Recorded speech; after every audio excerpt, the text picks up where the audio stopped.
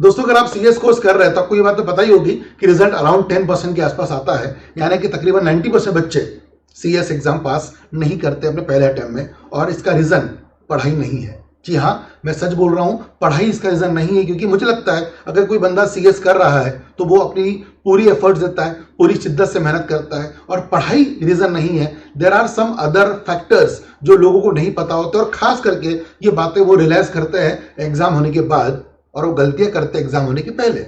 और मैं चाहता हूं कि आपसे ये डिस्कस करना आज, क्योंकि मैं या जितने भी रैंक होल्डर्स है वो या टॉपर्स है, ये बात को रिलेट करेंगे कि हाँ, एग्जाम के लास्ट 10 डेज में कुछ बातें ऐसी होती है जो हम लोग गलती कर बैठते हैं, जो नहीं करनी चाहिए।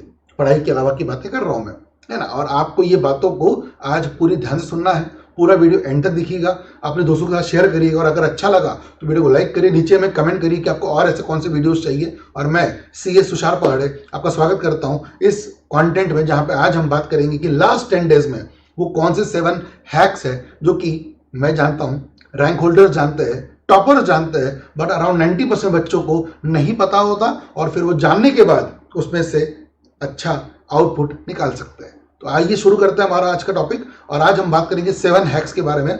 7 हैक्स बहुत सिंपल मुझे लगता है लास्ट 10 डेज में होने चाहिए, और आपको बहुत ध्यान सुनना है। सबसे पहली गलती जो मुझे लगता है मेजर लोग आज भी कर रहे हैं, अभी भी कर रहे होंगे, और वो है पहला कि आप किसी भी नए नोट्स को रेफर ना करें। क्योंकि मैंने देखा है बच्चों को, मैं भी खुद बहुत सारे व्हाट्सएप ग्रुप पे जुड़ा हूं, बच्चे टेलीग्राम पे, व्हाट्सएप ग्रुप पे हर तरफ क्या मांग रहे होते हैं, इसके भी नोट्स दे दो, उसके भी नोट्स दे दो। एक बच्चे के पास, और आप ये बात को यकीन मानेंगे, एक बच्चे के पास एक सब्जेक्ट के लिए 4 से 5 फैकल्टीज के नोट्स होते हैं। बोलते हैं ना कि एम्पल, जब कोई चीज बहुत ज्यादा होती है तो वो भी एक प्रॉब्लम होती है, और ये वो प्रॉब्लम है कि बहुत ज्यादा है। इतना ज्यादा है कि अब आप हर बार कुछ नया रेफर करते हो और आपको रियलाइज होता है, बाप रे, ये तो हमको नहीं मालूम था, या फिर ये तो कुछ नया हो गया, और ऐसे में दे गो इनटू शेल, वो परेशान हो जाते हैं कि अरे अब क्या करें।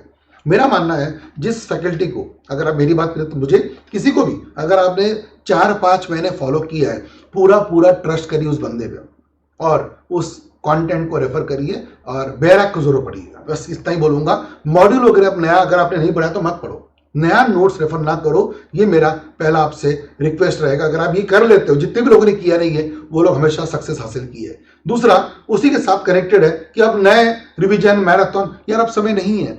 अब 10 दिनों में आपने अगर कोई शॉर्ट नोट बनाए होंगे, खुद का कोई सेल्फ कंटेंट होगा, वो आप रेफर करिए। किसी की मैराथन देखना, किसी का रिवीजन देखना, अब वो समय नहीं। मैं नया कंटेंट की बात कर रहा हूं, और उसमें भी मैंने बोल्ड किया कॉन्सेप्ट्स को लेके। अगर आप एक कॉन्सेप्ट क्लियर है, जैसे एग्जांपल मैंने सेक्शन वाइज मैराथन लेता हूं कंपनी लॉ की केस स्टडीज का, उसमें आपको सब सेक्शन 1-2 घंटे में रिवाइज हो जाते हैं, अब वो अलग चीज है। बट अगर कोई बंदा आपको बैठ के बोल रहा है आओ बताता हूं कि साल में कितनी बोर्ड मीटिंग होती है, यार ये समय आप तो है नहीं ना। कहने का मतलब कॉन्सेप्ट नया पढ़ना ये समय नहीं है। सीएसआर आप पढ़ रहे हो और आपको ये जानना है सर कि शेड 135 सब सेक्शन 1 में कमिटी किस सिचुएशन में, ये समय नहीं है आज, है ना। आप कोई केस स्टडी देख सकते हो, वो अलग बात हो गई। कॉन्सेप्ट के लिए किसी को भी रेफर ना करें। 2 चीजें आपको मैंने बता दी, बहुत सिंपल सी बातें हैं, और आगे वाले और 5 बातें बहुत इंपॉर्टेंट है। तीसरा, अब लास्ट के 15 दिन है, मतलब सब 10 दिन एग्जाम शुरू होने के, और उसके आने वाले 5-6 दिन, 7 दिन एग्जाम के, 15-16 दिन, कम से कम 14 से 16 घंटे का आउटपुट निकालिए। अब वो सोने का या आईपीएल देखने का अब समय नहीं है कि दुनिया में क्या हो रहा है, कोई नई मूवी आई है, ये सब 15 दिन के लिए मत करो। आप मैच नहीं देखोगे तो भी आईपीएल की मैच चलेगी, और आप देखोगे तो भी वही होने वाला है। आपके देखने ना देखने से कुछ नहीं होगा। आपका मेन मैटर करता है 16 घंटे का आउटपुट। और मैं इसलिए बोल रहा हूं क्योंकि आपको कम से कम 6-7 घंटे की नींद चाहिए, और 1-2 घंटा एक्स्ट्रा एक्टिविटी। मतलब आप 8-9 घंटे करो जो करना, लेकिन 15 से 16 घंटे प्लीज प्लीज प्लीज गाइस आप आउटपुट निकालिए। ये आपको जरूरी है। वादा करिए सर हम करेंगे ऐसा, लास्ट बैटल ही है ना। तो आपको अभी यहाँ पे लेथार्जिक होकर, लेजी होके नहीं चलेगा, ठीक है ना। इसके अलावा कम से कम हर सब्जेक्ट का एक टेस्ट दीजिए। अब वो हो सकता है प्रीवियस ईयर क्वेश्चन पेपर हो, वो दीजिए, या फिर आप कोई स्कैनर का रेफर कर लीजिए। या जैसे मैं अपनी बात करूं तो कंपनी और सीएसआर पे 23 मई को जैसे कल टेस्ट होने वाली, सुबह 9 से 12:15, वो आप देख सकते हो, ठीक है ना। या फिर आप कोई टेस्ट सीरीज लगा लो, नहीं कुछ तो सबसे बेस्ट काम करो, दिसंबर 24 का पेपर ले लो, या जून 24 का पेपर ले लो।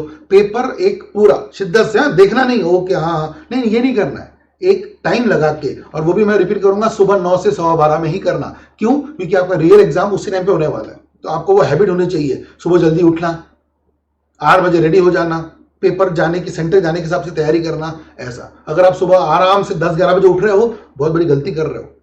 ये पढ़ाई से रिलेटेड नहीं है, लेकिन आपकी लाइफस्टाइल ऐसी बन चुकी है कि आपको रात को 3-4-5 तक नींद ही नहीं आती है, और फिर सुबह आप जल्दी उठते ही नहीं हो। तो उठते नहीं हो तो एग्जाम में आपको डिजीनेस फील होगा।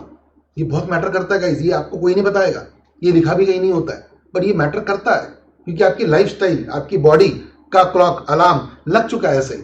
और आप सुबह आराम से 11 बजे उठते हो। आई एम नॉट सेइंग आप टाइम पास कर रहे हो, मैं रिपीट कर रहा हूँ, पढ़ाई कर रहे हो, पर सुबह 5 तक पढ़ाई करते हो और सुबह 11 बजे उठते हो, तो यू आर डूइंग गुड।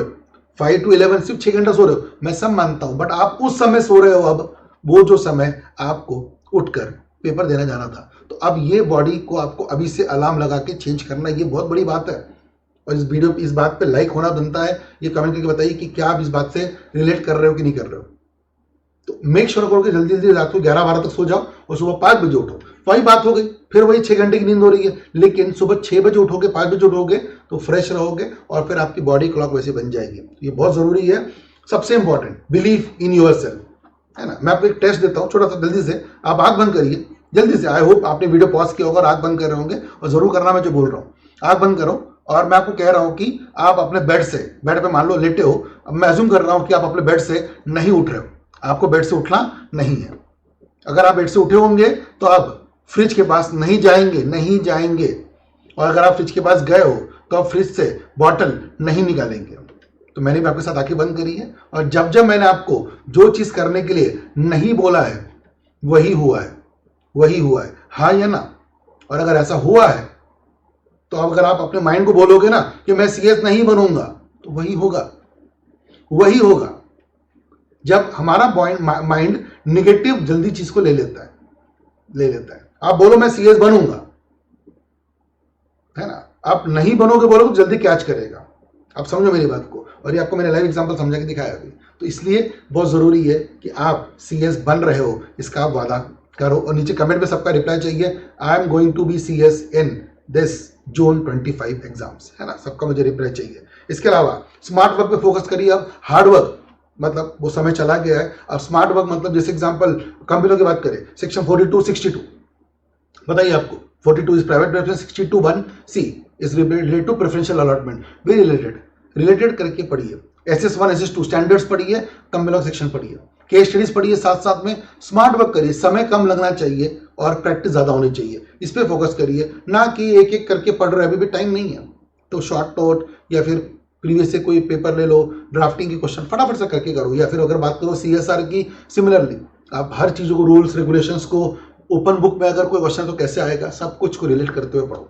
और लास्ट में सबसे इंपॉर्टेंट मुझे लगता है कि अपनी हेल्दी लाइफस्टाइल और टाइम टेबल, जो मैंने बताया आपको पहले भी, 9 AM to 12:15 आपका पेपर होने वाला है, तो ये पेपर टाइम टेबल फॉलो करिए। हेल्दी रूटीन मतलब एक न्यूट्रिशियस खाना खा रहे हैं आप, है ना, प्रॉपर मिल्क ले रहे हो, समय समय पे सो रहे हो, ये मैटर करता है गाइस। मेरी बात मानना, गर्मी का सीजन है, हल्का सा भी सनस्ट्रोक हो गया ना, हीट स्ट्रोक हो गया आपको, तो भाई तबीयत खराब हो जाती है, मालूम भी नहीं पड़ता है आपको लग रहा होगा सर ये सब क्या बातें कर रहे हो। मैं पहले ही बोला आपको, पढ़ाई तो आपने की है, मैं पढ़ाई के बारे में बात ही नहीं कर रहा हूँ अभी यहाँ पे। मैं कह रहा हूँ जो भी कर रहे हो सही से करोगे ना, तो आपका सक्सेस बहुत जल्दी से होगा। तो आई होप ये 7 बातें आपको पसंद आई होगी।